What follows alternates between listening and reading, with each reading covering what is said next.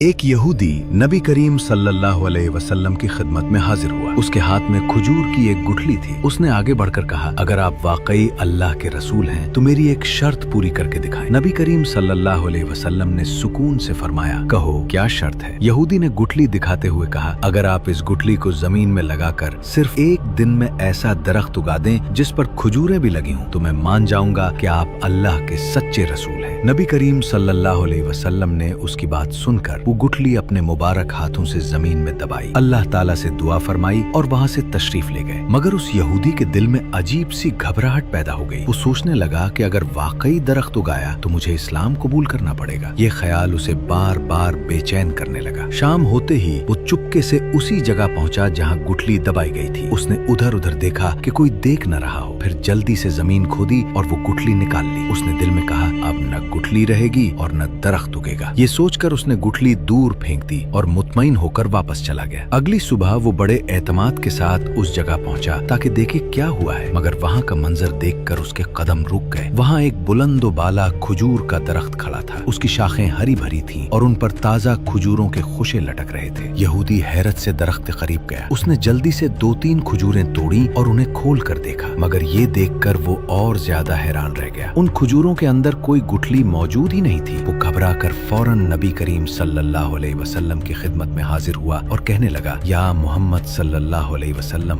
درخت بھی ہے اور اس پر کھجوریں بھی لگی ہوئی ہیں، مگر ان کھجوروں کے اندر گٹھلی کیوں نہیں ہے؟ نبی کریم صلی اللہ علیہ وسلم مسکرائے اور فرمایا، گٹھلی کیسے ہوتی؟ وہ تو تم شام کو نکال کر پھینک آئے تھے۔ یہ سنتے ہی اس یہودی کے چہرے کا رنگ بدل گیا۔ اسے یقین ہو گیا کہ یہ علم کسی انسان کا نہیں ہو سکتا۔ اس کے دل کا غرور ٹوٹ گیا۔ اسی لمحے اس نے کہا، میں گواہی دیتا ہوں کہ اللہ ایک ہے اور آپ صلی اللہ علیہ وسلم اللہ کے رسول ہیں، اور وہ وہیں اسلام لے آیا۔